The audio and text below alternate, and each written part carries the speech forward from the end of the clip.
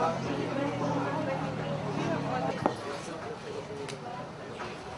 talagang Filipino talents, hindi lang nabibigyan ng break.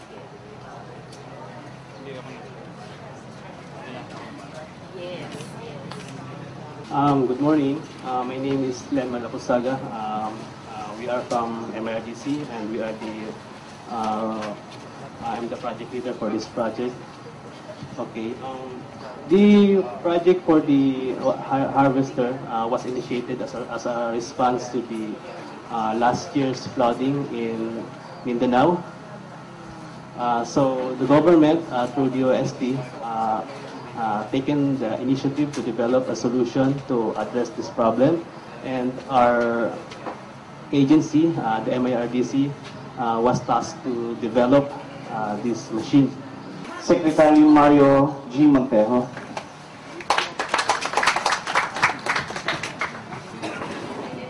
Thank you. Congratulations, Bob. Hindi lang po kami nasa Taguig, pero very supportive po talaga si Mayor. Anyway, this project started because nagkaroon ng problema sa Cotabato, sa Rio Grande. Wherein it took them so much time bago nila matanggal talaga yung water hyacinth.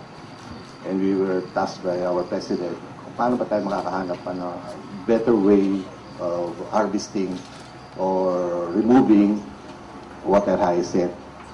Kasi it causes a lot of problem, especially actually many areas, pero na-highlight talaga sa Rio Grande in Cotabato because nag-clog talaga. I mean, everybody knows na nag-clog and nahirapan ng tubig lumabas, causing flood on a mahabang time. So anyway, pinilit namin madalin to, although kala namin abuti lang na kami ng ilang buwan, pero because of commissioning, nag-ano pa kami, ngayon talaga kino-commission na namin. Actually, itong model na ito, this is a walking, ang technical term dito, a walking prototype.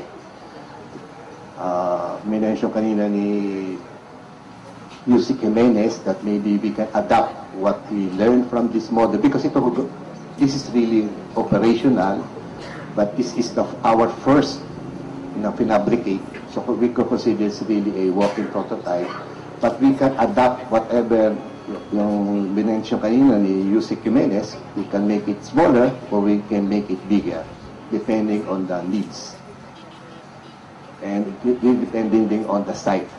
The exciting R&D namin na ginagawa ngayon ay to magamit siya as components of feeds kasi siya ay rich in protein. So we're trying to develop the process to convert them para maging feed ingredients para to replace part of the soya.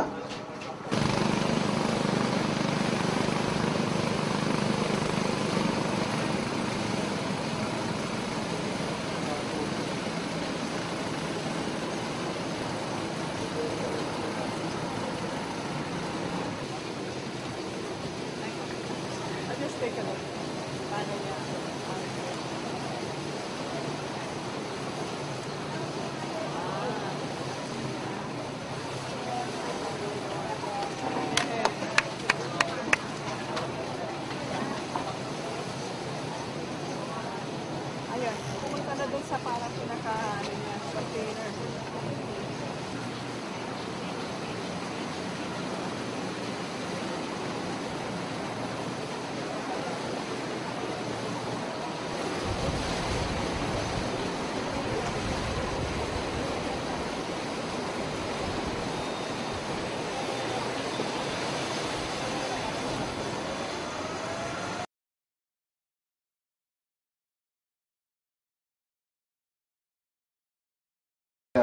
Equipment which is being implemented or being done also worldwide.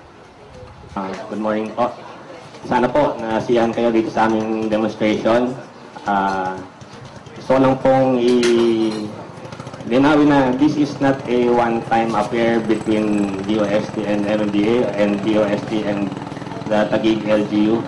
Marami pa pong collaborative projects na undertake, ongoing and upcoming.